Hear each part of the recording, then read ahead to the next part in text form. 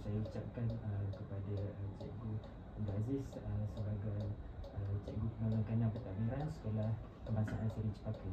Jadi hari ini kami nak membuat cikgu dan nak bertanyakan beberapa soalan lah berkaitan pengurusan dan pentadbiran sekolah. Jadi soalan pertama saya ialah apakah tugas utama Cik dalam memastikan pentadbiran sekolah selaras dengan standard SKPM G2? Terima kasih kepada Cikgu Fitri. Tugas saya ialah dalam memastikan standard 4 dalam SKPM 2 tu. Pertama ialah saya menyediakan guru lah. Menyediakan guru untuk tengok guru bagaimanakah standard 4 itu dapat dijalankan dengan betul sebagaimana dikehendaki oleh kementerian lah. Itu penting lah. Kerja buat cikgu tu perlu dinilai sebanyak 2 kali setahun. Dalam standard SKPM 2 itu 2 kali setahun dinilai untuk nak tengok keberkesanan guru. Apa yang kita boleh patu guru untuk meningkatkan proses PDP dia di dalam kelas untuk proses dia. Itu pertama tugas dalam SKPM itu. Dan juga yang kedua, kita nak bantu guru dalam memastikan pentaksiran. Nak bantu guru dalam pentaksiran. Pentaksiran juga penting kerana kalau cikgu tidak nilai murid itu tidak munasabah kita, kerana kita tidak ada lagi pada peperiksaan secara formaliti. Maka TP itu tahap penguasaan murid itu amat penting untuk dinilai supaya nak tahu tahap mana pencapaian murid setiap aktiviti ataupun setiap topik yang diajar oleh guru. Dan kita akan jadi jalan bagaimanakah cikgu-cikgu dapat mengendalikan pada proses PDP itu dengan berkesan lah. Itu yang kita nak tengok, berkesan dalam standard 4 dan standard 4. Dan juga kita nak tengok di SKP yang cikgu bentang itu betul-betul mengikut di SKP. Itu amat penting. Kalau tidak ikut di SKP, jadi ilmu salah. Betul tak? Ilmu sesat. Maka standard 4 itu amat penting, perlu ditengok, dinilai ataupun dipantau ataupun dicerap oleh pentadbir. Bukan saya seorang juga pentadbir, semua pentadbir dia akan cerap guru untuk tengok standard SKPM 4, SKPM 2. Itu adalah tugas saya lah. Dan juga memastikan pentadbir terlebih lain juga membantu untuk mencerap. Kalau saya seorang tersempat lah. Yang kedua dalam standard 4 juga, standard 4 juga dalam SKPM 2 juga dia tengok ialah kualiti guru. Guru itu betul-betul bersedia sebelum dia nak masuk ke kelas tu, dia sudah bersedia dengan RPH dia, dengan aktiviti yang nak dijalankan supaya aktiviti proses PDPC dalam kelas itu berjalan dengan baik. Itu yang kedua. Yang ketiga nak tengok juga ialah pengawalan kelas. Dalam standard 4 itu nak tengok pengawalan kelas cikgu. Betul-betul ke cikgu dapat kawal murid dia, apa yang dia jalankan di dalam kelas. Betul-betul murid itu memberi tumpuan semasa proses PDPC dijalankan di dalam kelas dalam standard 4. Dan standard 4 juga nak tengok kualiti guru lah. Kualiti guru kita tu tahap mana? Tahap global ataupun cemerlang, pertengahan, lemah. Dalam ni lah kita tengok skop guru. Kalau guru tu berada dalam kelompok lemah, kita perlu menjalankan pada kursus kepada guru-guru peningkatan dalam proses PDPC. Ini kita perlu ada jalankan dengan joint venture dengan PBD lah. Pemantauan dari PBD ataupun dalam Jabatan Pendidikan Negeri akan turun tengok proses SKPM 2, MD2 tu adakah belum dia sudah berlaku di sekolah dan adakah pemantauan ataupun pencerapan daripada pentadbir. Itulah dalam SKPM D2. Pak ini di hujung tahun dalam SKPM 2 ni lah dinilai di hujung tahun dan keluarkan result adakah sekolah itu betul-betul berada di 3 kelompok. Sekarang ni sekolah di dalam kelasnya 3 kelompok. Sekolah aspirasi, inspirasi, betul tak? Itu ialah nak kategorikan sekolah kita ni kategori mana. Itu yang kita nak keluarkan result dia di hujung tahun. Maka setiap tahun ini adalah rutin pentadbir untuk mencerap guru, untuk tengok kualiti guru. Itulah penting. Okey. Baik, terima kasih Cikgu. Sama-sama. Jadi kita terus ke soalan yang kedua. Okey. Jadi soalan saya adalah apakah cabaran utama dalam pengurusan pentadbiran dan apakah strategi penambahbaikan yang diambil?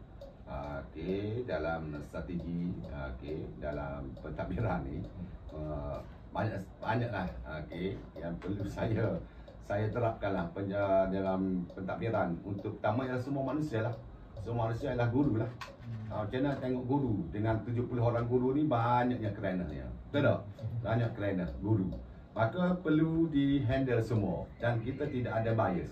Kita kena bagi kepada semua guru tu semua sama rata dan pastikan semua guru mengikuti apa yang kita kenaki. Kita berdasarkan kepada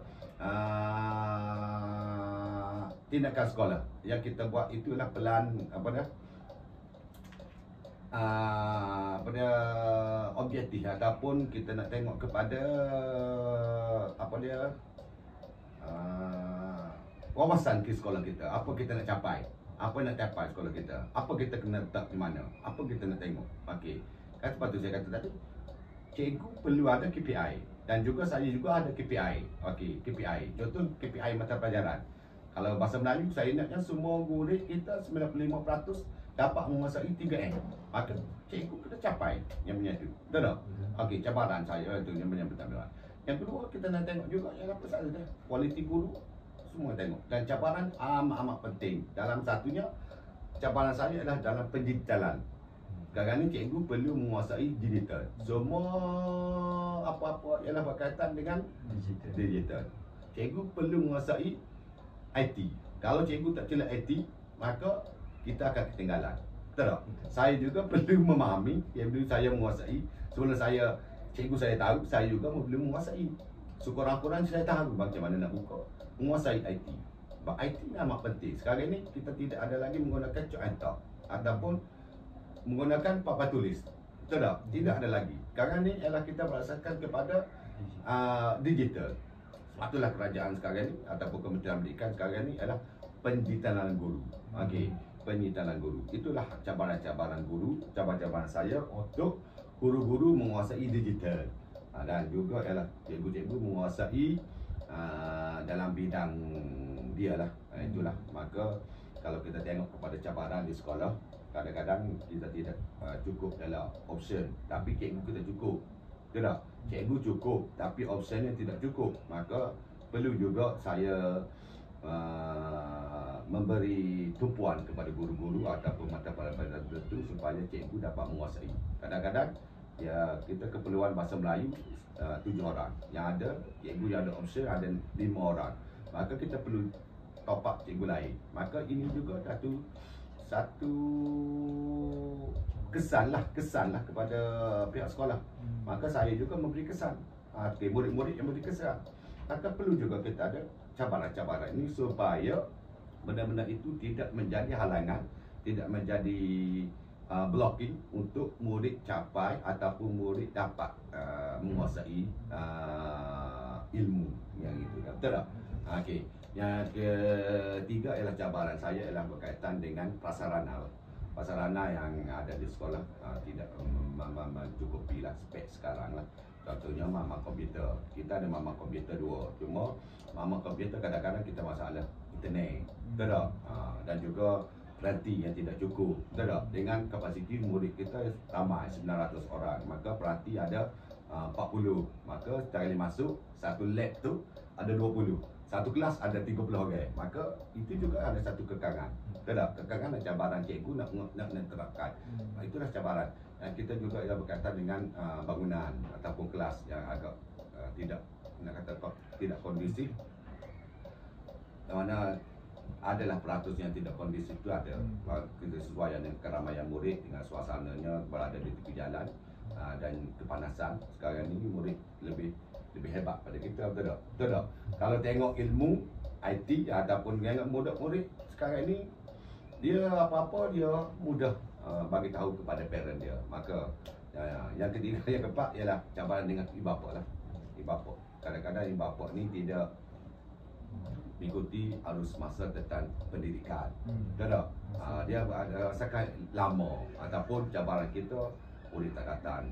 Okey, kalau apa-apa tindakan, okey, ibu bapa pun ada sispa. Tak? Ataupun datang sibuk bising di sekolah. Kita tak tahu. Betul tak? Cabaran-cabaran ini perlu kita atasi. Okey, kita atasi. Bukan saya seorang, semua guru-guru juga pentadbir, terutama guru salah membangun peranan supaya isu-isu ini tidak dia berbangkit dan tidak jadi isu di kalangan ibu bapa. Itu pentinglah. Kita perlu menguasai macam mana kita nak tackle, macam mana kita nak hadapi parent. Parent itu adalah pelanggan utama kita. Pelanggan utama kita adalah ibu bapa. Ibu bapa nak tengok anak dia tu berjaya. Betul tak?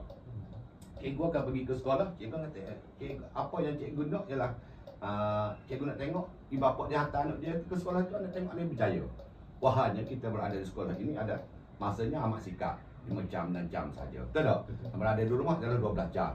Tapi ibu bapa ni nak bagi dia kita 100%. Mari tak anak dia tu okey nak tengok pandai.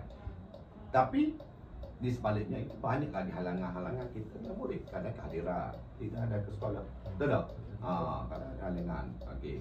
Kadang-kadang ibu bapa ada isu, okey sibuk. Kadang-kadang cikgu ini memberi moral kepada cikgu rendah. Betul tak?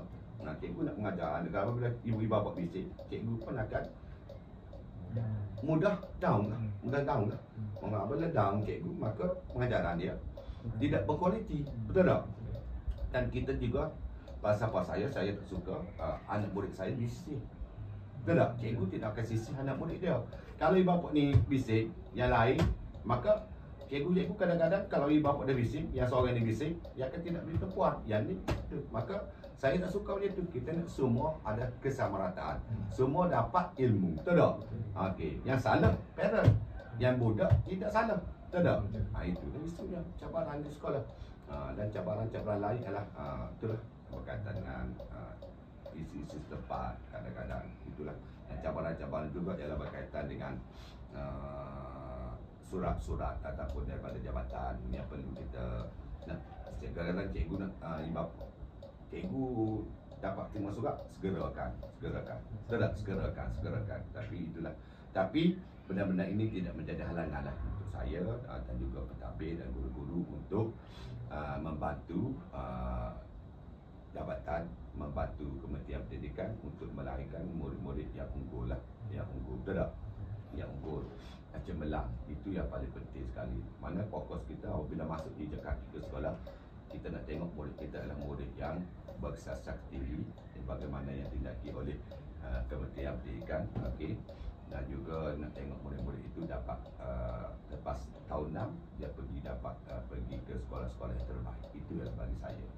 Okey. Terima kasih Cikgu atas jawapan yang diberikan dan soalan yang diberikan. Okey, terima kasih. Jadi soalan yang terakhir untuk saya ialah, adakah sistem yang sedia ada, sistem iaitu sistem pentadbiran di sekolah ini memberi keberkesanan terhadap operasi di sekolah ini? Okey, sistem pada pentadbiran di sekolah ni kita perlu ada perubahan lah, Okey, perubahan. Dan perubahan itu adalah kita tengok keadaan semasa, keadaan dan sistem pada pentadbiran ni dia bertengok kepada majikan ataupun ketua di sekolah. Okey, apa hala tuju ketua akan bawa sekolah kita ke mana?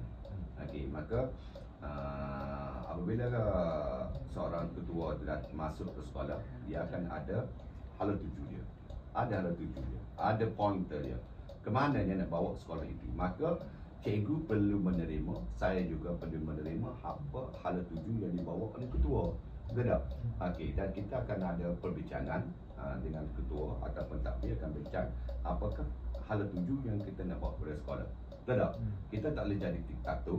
Diktator juga boleh, ada masanya diktator. Ada juga diplomasi. Ada banyak experience apa dia, domain-domain yang berkaitan dengan kepimpinan. Betul tak? Awak belajar tentang kepimpinan. Maka ada masanya kita guna diktator. Kalau guna biasa saja tak jadi. Betul tak? Kita guna juga diktator. Kalau kita tak guna diktator, cikgu akan rasa duduk dalam keadaan itu. Kita cukup nak tahu. Betul tak? Okey. Maka Dan juga kita akan ada apabila kita ada program, kita ada hala tuju, dan kita akan bagi tahu kepada cikgu ini hala tuju sekolah. Okey, maka kita cikgu akan sama-sama untuk bangunkan.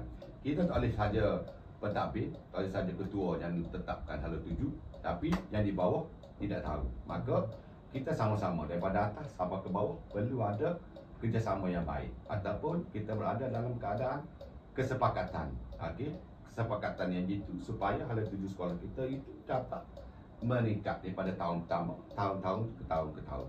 Apa itu?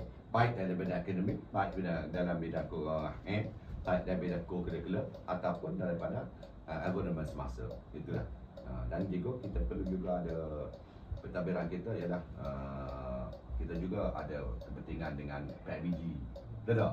Kita juga perlu ambil pandangan daripada PIBG supaya PIBG adalah sebahagian daripada akses kita untuk dalam pentadbiran pengendalian sekolah untuk murid-murid. Kita ambil juga kenalan, juga kita ada jalinan dengan komuniti luar, dengan agensi-agensi kerajaan untuk kita nak tengok macam mana hala tuju yang kita letak di sekolah ini dapat meningkat. Itu kita nak tengok. Betul tak? Betul tak? Okey, maka keadaan kita di sekolah itulah kesepakatan, kesepaduan supaya pentadbiran kita itu lebih baik dan tidak ada suara-suara sumbang daripada kalangan-kalangan guru dan juga staf di sekolah. Itulah kepimpinan. Kalau kita buat ditatu, okey, semua cikgu akan tegas. Okey, kita ada give and take lah. Give and take. Betul tak? Kita ada diplomasi cikgu. Okey, hari ni cikgu ni macam ni, hari ni macam ni. Sebab setiap guru dia berlainan. Okey, keperluan itu berbeza-beza. Betul tak? Orang ni macam ni, mudah. Orang ni dia kena macam ni. Maka perlu setiap pentadbir perlu tahu, okey, guru ni macam ni, guru ni macam ni, macam ni. Awak pun sama. Orang cikgu begitulah. Apabila berada di pentadbiran, itulah pentadbiran kita. Pentadbiran kita ni, satu pentadbiran saya ialah middle leader. Betul tak? Ketua guru besar. Betul tak? Bawah saya ada lagi ketua panitia. Betul tak? Bawah panitia. Panitia mengandalkan anak buah dia. Betul tak? Dia adalah ketua. Dia peringkat kecil. Tengahan. Tengahan ni dia nak handle macam mana? Anak buah dia. Maka saya akan tuju kepada ketua middle leader tadi, kepada ketua panitia. Macam mana dia tetapkan dalam masa panitia dia? Dia akan boleh conduct ataupun dia boleh memberi rancangan supaya guru-guru dia dapat meningkatkan. Kepada leader-leader tu kita kena beri empowerment, kita juga kita kena bagi kepada middle leader, kepada pemimpin pertengahan, mana ketua panitia ataupun penyelaras, supaya dia dapat menjalankan tugas dengan lebih baik. Kalau kita saja bagi, penatlah kita, betul tak? Manakala leader-leader itu, middle leader itu perlu ada di semua tingkat, supaya apa yang kita rancang, apa yang kita nak dapat berjalan dengan baik ataupun lurus jalan dia. Betul tak? Kalau kita saja maka penatlah di sekolah. Betul tak? Maka leader-leader, middle leader itu perlu KP-nya, penarasnya, apa-apa tanggungjawab kita kena tengok, kita kena pantau lah. Bukan kita kata lepas 100% kepada dia. Mana keputusan tu dia boleh buat dan kita bincang dengan kita. Okey, kalau perbincangan itu apa kesesuaian? Betul tak? Kita kena ada plan A, kena ada plan B, kena ada plan C. Betul tak? Perancangan kita, apa yang ada. Dan kita juga apabila ada program, kita ada postmortem untuk nak tengok kekuatan dan kelemahan. Okey, macam mana kekuatan di sini? Okey, yang kekuatan kita tambah baik. Betul tak? Okey, yang lemah macam mana kita nak buat supaya dia lebih baik. Betul tak? Kita nak tengok. Begitu dengan murid, kita tengok juga. Okey, kekuatan murid kita macam mana kita ngajar hari ni. Kata kita ada apa? Di ujung saja refleksi. Betul tak? Sama ke refleksi itu kita bawa kepada postmortem kita dalam pentadbiran kita, supaya guru-guru dapat mengetahui kekuatan dan kelemahan setiap program, dan kita buat perbincangan. Okey, tahun depan ataupun program yang kali kedua, ketiga, keempat ni, jadi kita kena buat yang tambah baik supaya semua berada dalam lingkungan yang kita nak hala tuju, tidak keluar daripada lingkungan kita. Itulah bagi saya. Okay. Jadi jelaslah terhadap sistem pentadbiran di sekolah ni memberi kesan yang baik terhadap sekolahan.